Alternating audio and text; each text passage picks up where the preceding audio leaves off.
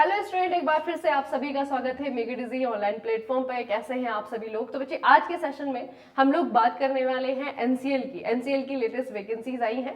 और ये वैकेंसी आपका ऐसा है या फिर ये पीएसयू आपका ऐसा है कि बहुत ज्यादा समय नहीं देगा, आपको जल्दी से एग्जाम हो जाएंगे।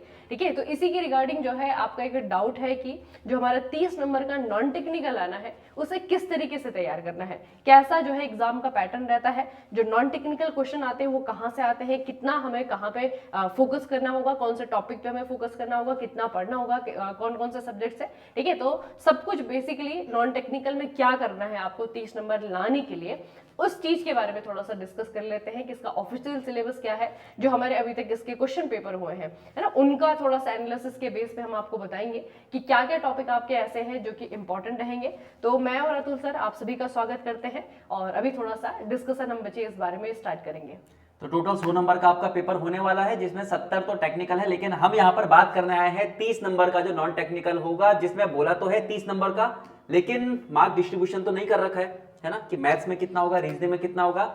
लेकिन थोड़ा सा एनालिसिस हम लोग करके लाए हैं आप लोगों के लिए, ताकि थोड़ा बहुत बता सके आप लोगों की मैथ्स लगभग कितने मार्क्स की आती है, रीजनिंग ऊपर नीचे आपके पास लगभग रहेगा, लेकिन फिर भी एक मोटा मोटा हिसाब तो पता होना चाहिए ना कि कहां पर हमें ज्यादा फोकस करने की जरूरत है, कौन से सब्जेक्ट में हमें ज्यादा फोकस करने की जरूरत है।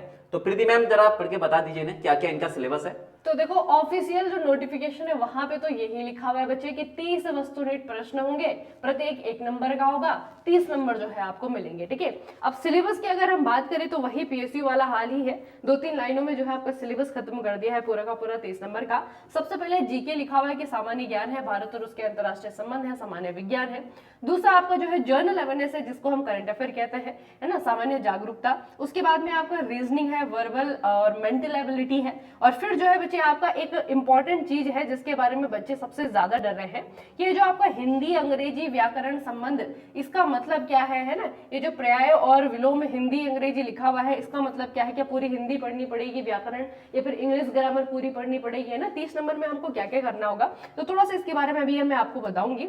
उसके अलावा जो है आपकी क्वांटिटेटिव एप्टीट्यूड भी है बच्चे, वर्क रिलेशन, प्रॉफिट लॉस, इस तरीके से जो है आपका लिखा हुआ है। तो सिलेबस को अगर हम देखें तो सिलेबस से तो सर इतना कुछ मालूम नहीं चल रहा है कि बेसिकली क्या क्या पढ़ना होगा। तो हमको जाना पड़ेगा पिछले साल के जो क्वेश्चन पेपर है, या फिर 2025 में जो अभी एनसीएल का एग्जाम हुआ था उसके क्वेश्चन पेपर की तरफ जाना पड़ेगा कि किस तरीके से एनसीएल जो है आपका पैटर्न रखता है, कैसे क्वेश्चन जो है आपका वो अपने नॉन टेक्निकल वाले पोर्शन में देता है। ठीक है, उसी की बात करेंगे। तो सर पहले आपका है, बिल्कुल, तो अच्छा ये भी है, हाँ ये भी है, थोड़ा सा ये भी बता देते हैं। तो जैसा वैसा आपको बता ही दिया मैम ने, आधे से ज्यादा मैंने बता दिया, तो ये चीज तो खत्म हो गई। ये कह रहा है सिंपल सा कि टोटल आपके पास 100 क्वेश्चन आएंगे, समय आपको सिर्फ 90 मिनट मिलेगा। आरआरबी जेई देखा है ना, 100 क्वेश्चन आपके पास 90 मिनट, सेम वैसे, लेकिन यहाँ पर तरीका थोड़ा सा अलग है कि सेक्शन वाइज आपके पास, यानी सेक्शन ए है, सेक्शन बी है, 2 आपके पास सेक्शन होंगे, जिसमें से पहला जो है वो आपके पास टेक्निकल नॉलेज होगा, यानी जिस ट्रेड से आप लोग हैं, टेक्निकल बंदे हो आप लोग, तो भाई आपके लिए 70 नंबर का है। और जो नॉन टेक वाला है वो है सेक्शन बी, जिसमें क्या क्या चीजें हैं, वो ये सारी की सारी चीजें है ना। अच्छा, एक चीज और ध्यान रखना, इसमें लिखा हुआ है कि आपके पास हर क्वेश्चन 1 मार्क्स का होगा, लेकिन साथ ही साथ अगर आप गलत करते हो तो कहीं पर तो लिखा हुआ है ये, there is no penalty for wrong answers, यानी आप जितना मन चाहे उतना तुक्का मार सकते हैं। ठीक है, तो 1 नंबर का 1 क्वेश्चन, लेकिन अगर गलत हो गया तो कटेगा नहीं। तो टोटल आपके पास 100 क्वेश्चन होंगे, जिसमें से 70 + 30 के हिसाब से उन्होंने क्या कर रखा है, तोड़ रखा है। तो अब मैं मैम से थोड़ी सी कलम ले लेता हूं, क्योंकि पहले बारी मेरी है, मैं आपको बताता हूं मैथ्स और रीजनिंग में आपने, हिंदी और अंग्रेजी दोनों भाषा में क्वेश्चन हाँ बाइलिंगुअल है आपके पास, हिंदी में भी आएगा इंग्लिश में भी आएगा। तो चलिए पहले बताते हैं आप लोगों को थोड़ा सा मैथ्स और रीजनिंग के बारे में। तो टोटल अगर हम देखें इस पोर्शन का जो हमने डिस्कस करा है सिलेबस का, तो टोटल आपके पास क्या रहने वाले, 30 क्वेश्चन रहने वाले हैं, जिसमें से अगर मैं बात करूं सिर्फ अपने की, यानी मैथ्स और रीजनिंग की अगर मैं बात करूं, तो लगभग इसके आपके क्या देखने को मिलेंगे, 15 क्वेश्चन देखने को मिलेंगे ना। पिछली बार जो आपके पास पेपर हुए थे उससे यही सारी की सारी चीज हम लोगों ने एनालिसिस करी है कि मैथ्स जो है वो लगभग आपके पास 10 क्वेश्चन, रीजनिंग के लगभग आपके पास कितने क्वेश्चन, 5 क्वेश्चन। तो टोटल मिलाकर ये जो दोनों एरिया है वो कितना मिलाकर बनाते हैं, आपके 15 क्वेश्चन बनाते हैं। ठीक है, अब जैसा कि आप यहां पर देख रहे हो कि इन्होंने सिलेबस में क्या बोला है कि जो आपके पास क्वांटिटेटिव एप्टीट्यूड है उसमें आपके पास वर्क रिलेशनशिप, यानी कि टाइम एंड वर्क और पाइप एंड सिस्टम, वही हमारा वर्क रिलेशनशिप है, प्लस प्रॉफिट एंड लॉस, और आपके पास स्पीड, यानी कि आपके पास टाइम एंड डिस्टेंस वाला। ठीक है, यहां पर जो आपके पास पेपर हुए थे उसमें भी इन्हीं चैप्टर्स के ज्यादातर क्या थे, क्वेश्चंस थे। यानी आपका जैसे उन्होंने क्या दे रखा था, मैं फिर से भूल गया। सबसे पहले जैसे वर्क रिलेशनशिप दे रखा था, तो भाई मैथ्स के लिए अगर मैं बात करूं तो यहां पर टाइम एंड वर्क वाला है ना, टाइम एंड वर्क और पाइप एंड सिस्टम, इससे क्वेश्चन देखने को मिले आपको, ठीक है। फिर time speed distance, time speed और डिस्टेंस, यहां से भी आपको क्वेश्चन देखने को मिले। और आपके पास देखो profit and loss, profit and loss और परसेंटेज, यानी मेनली अगर हम बात करें जितने भी आपके पास पेपर हुए थे उसमें, तो ये जो उन्होंने 3 चैप्टर लिखे हुए हैं ना, इसी 3 चैप्टर से ज्यादातर क्या थे आपके पास क्वेश्चन थे, ठीक है। लेकिन ये नहीं कि आप लोगों ने यही 3-4 चैप्टर पढ़ने हैं, आपने और चैप्टर्स भी पढ़ने हैं, क्योंकि उसके क्वेश्चन भी आपको देखने को मिल सकते हैं, ठीक है। जैसे टाइम स्पीड डिस्टेंस की बात करें अगर हम लोग, तो यहां पर ट्रेन के भी क्वेश्चन देखने को मिले थे। यहां पर आपके पास जो वाले क्वेश्चन होते हैं, धारा वाले, जैसे हम क्या कहते हैं, बोट एंड स्ट्रीम वाले क्वेश्चन भी देखने को मिले थे। और नॉर्मली आपका टाइम स्पीड और डिस्टेंस वाले क्वेश्चन भी देखने को मिले थे, ठीक है। तो ध्यान रखना ये चैप्टर तो इंपॉर्टेंट है ही, जो उन्होंने बोला है तो अच्छे तरीके से वो आप लोगों को कवर करने हैं। लेकिन सिर्फ ये नहीं कि इन्हीं 4 चैप्टर से आएगा, अदर चैप्टर भी आप लोगों ने क्या करने हैं, कवर करने हैं। जब भी आप लोग प्रिपेयर कर रहे हो तो हमेशा आप लोग पूरा कवर करके चलिए, क्योंकि पेपर में कुछ भी आए तो आप क्या कर सको, सॉल्व कर सको। बाकी अगर हम रीजनिंग की बात करें तो रीजनिंग में आपके पास नॉन वर्बल से क्वेश्चन नहीं आया था, ठीक है। जैसे आपके पास कोडिंग डिकोडिंग है, यहां से क्वेश्चन देखने को मिले। लेटर फॉर्मेशन जो होता है, यहां से क्वेश्चन आप लोग को देखने को मिले बहुत ज्यादा, क्योंकि क्वेश्चन तो देखने को नहीं मिले, तो आप ये लेकर चल सकते हैं कि कोडिंग डिकोडिंग इंपॉर्टेंट है, यहां से क्वेश्चन देखने को मिले थे हमें, ठीक है। साथ ही साथ आपके पास लेटर फॉर्मेशन, जैसे आपके पास आरआरबी जेईई में नहीं पूछता कि 3%, फिर आपके पास माना कितना दे दिया, 6 दे दिया, फिर परसेंटेज दे दिया, फिर आपके पास हैश स्टार, इस तरीके से कि कितने ऐसे नंबर हैं जिनके बाद आपके पास सिंबल हैं, या फिर जिनसे पहले आपके पास सिंबल है, इस टाइप के क्वेश्चन आपके दे रखे थे। तो प्रिपेयर आपको करना है तो अच्छे तरीके से प्रिपेयर करना पड़ेगा। पिछली बार का जो पेपर था वो भी आप लोगों को ध्यान में रखना है। खैर वो पेपर तो आप लोगों को हम लोग सॉल्व करवा ही देंगे, लेकिन आज सिर्फ एक छोटा सा सेशन इसलिए ताकि आप लोग के माइंड में अगर ये फॉर्म आप लोग भर रहे हो तो कम से कम ये तो पता चले कि भाई किस चैप्टर पर ज्यादा मेरे को फोकस करना है, कौन से एरिया पे मेरे को ज्यादा फोकस करना है। तो मैथ्स के ज्यादा क्वेश्चन आप लोगों को देखने को मिलेंगे, 10 क्वेश्चन तक आप लोग को देखने को मिलेंगे। और रीजनिंग की अगर हम बात करते हैं तो 5 क्वेश्चन आपको देखने को मिलेंगे। यानी आप ये लेकर चलिए कि मैथ्स और रीजनिंग से टोटल कितने क्वेश्चन देखने को मिलेंगे, आपको 15 क्वेश्चन देखने को मिलेंगे, ठीक है। जिसमें टाइम स्पीड डिस्टेंस हो गया, प्रॉफिट एंड लॉस हो गया, परसेंटेज हो गया, टाइम एंड वर्क हो गया, यहां से क्वेश्चन आपको ज्यादा देखने को मिलेंगे। क्लियर है। बाकी मार्क्स डिस्ट्रीब्यूशन की तो बात करी नहीं गई है। तो ये जो आपके पास डेटा है ऊपर नीचे हल्का फुल्का हो सकता है रीजनिंग के थोड़े से ज्यादा आ जाए, मैथ्स के थोड़े से कम आ जाए, ठीक है। तो ये आपके पास कंप्लीट एनालिसिस था, ताकि आप लोग मैथ्स और रीजनिंग का थोड़ा सा देख सको कि भाई कौन से पोर्शन से कैसे कैसे क्वेश्चन आ रहे हैं, किस टाइप के क्वेश्चन आ रहे थे, वो हम अगले सेशन में डिस्कस करेंगे। लेकिन फिलहाल आप ये लेकर चलिए कि 15 क्वेश्चन आपको मैथ्स और रीजनिंग से देखने को मिलेंगे, और बाकी के 15 क्वेश्चन आपको अदर एरिया से देखने को मिलेंगे। बाकी वो आपको मैम बताएंगी कि करंट अफेयर्स के कितने क्वेश्चन होंगे, जनरल अवेयरनेस जनरल नॉलेज के कितने क्वेश्चन होंगे, इंग्लिश हिंदी के किस किस टाइप के क्वेश्चन या फिर किस टॉपिक से क्वेश्चन पूछे गए थे, क्योंकि मैथ्स में तो यही टॉपिक थे मेनली, टाइम स्पीड डिस्टेंस, आपके पास प्रॉफिट एंड लॉस और टाइम एंड वर्क, ज्यादातर क्वेश्चन यहीं से ही आए थे। रीजनिंग में आपके पास कोडिंग डिकोडिंग हो गया, लेटर फॉर्मेशन हो गया, इस टाइप के क्वेश्चन देखने को मिले थे, ठीक है। तो यहाँ से मैम कंटिन्यू करेंगी। चलिए भाई, मैथ्स का तो आप लोगों को अंदाजा आ गया कि किस किस तरीके से जो है आपका मैथ्स के और रीजनिंग के कौन से टॉपिक इंपॉर्टेंट है, कितना पूछा जाता है। अब थोड़ा सा जीके जीएस की बात कर लेते हैं बच्चे। तो जीके का जो पोर्शन है वो आपका 9 से 10 क्वेश्चन का है, ठीक है।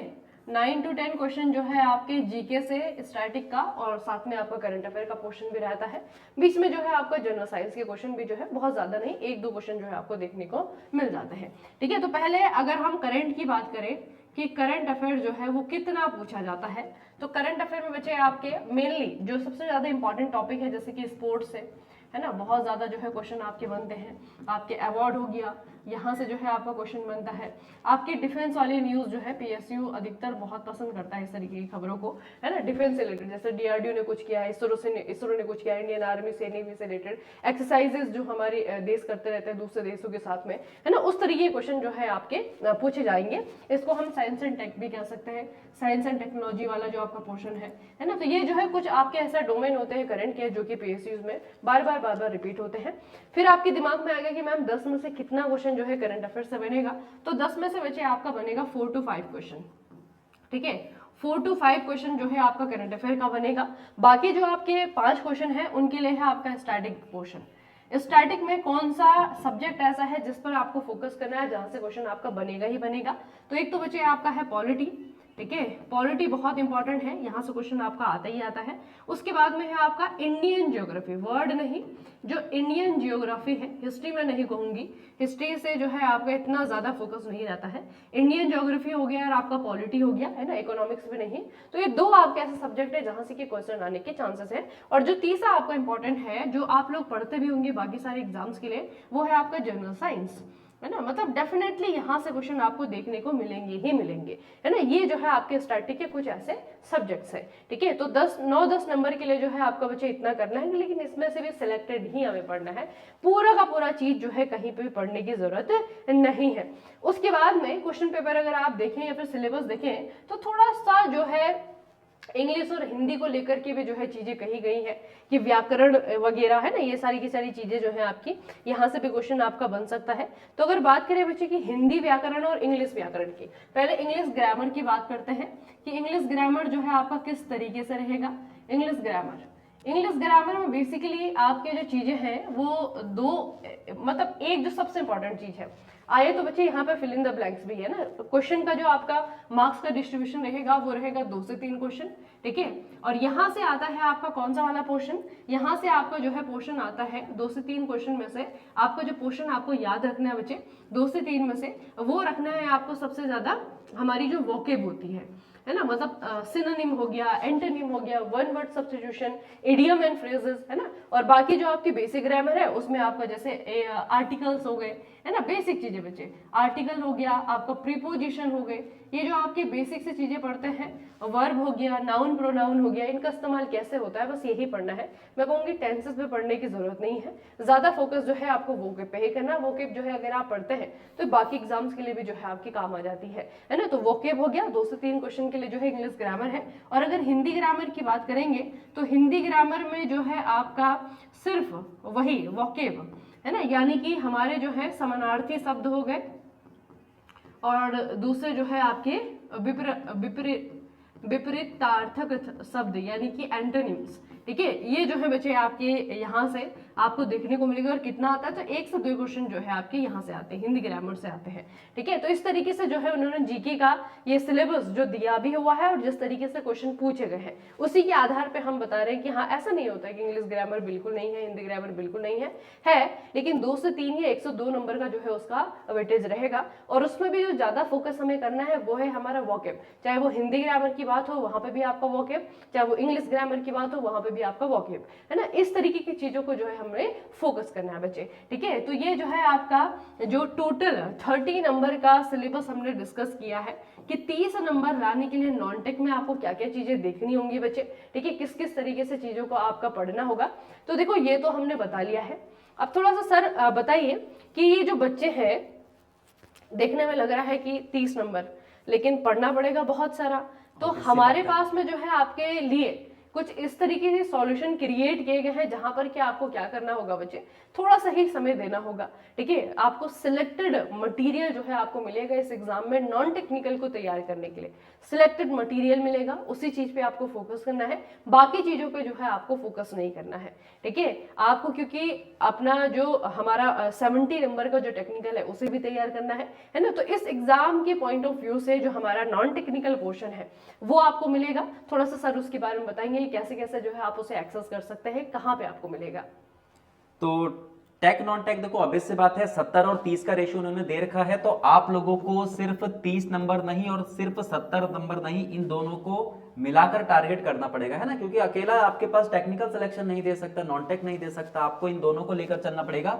यानी टेक्निकल भी अपना अगर स्ट्रांग है तो उसको और स्ट्रांग बनाना पड़ेगा, नॉन टेक भी स्ट्रांग है तो उसको बहुत ज्यादा स्ट्रांग बनाना पड़ेगा, क्योंकि जितना अच्छा आप लोग इन दोनों में करोगे उतना ही रिजल्ट आप लोग का क्या आएगा, अच्छा आएगा। तो मेक इट इजी प्लेटफॉर्म आप लोगों के लिए कंबाइंड एक कोर्स लेकर आया है जहां पर आप लोग टेक्निकल प्लस नॉन टेक दोनों को एक साथ स्ट्रांग कर सकते हैं, प्रिपेयर कर सकते हैं, क्योंकि एनसीआर में बहुत ज्यादा टाइम नहीं लगता है, इस चीज का ध्यान रखना पेपर कराने में, है ना, ज्यादा टाइम आप लोगों को नहीं मिलेगा, तो जितना हो सके उतना जल्दी आप लोग चीजों को स्टार्ट कीजिए। हर एक चीज आप लोगों को मिल रही है यहाँ पर, टेक्निकल भी आप लोगों को मिल रहा है 70 का, नॉन टेक जो आपके पास 30 का है इसको भी प्रिपेयर करने का आप लोग को मौका मिल रहा है। अब बहुत सारी चीजें आपके पास कि this course covers complete syllabus MCQ NCL JEE engineering, यानी आपके पास सारी की सारी चीजें लिखी हुई है, क्या क्या चीज आप लोग को मिलेगी, क्यों आपके लिए ये जो कोर्स है वो बहुत ज्यादा इंपॉर्टेंट है। ठीक है, प्राइस की बात करें तो 4000 इसका प्राइस है, लेकिन फिलहाल इस पर आपको क्या मिलेगा, डिस्काउंट मिलेगा।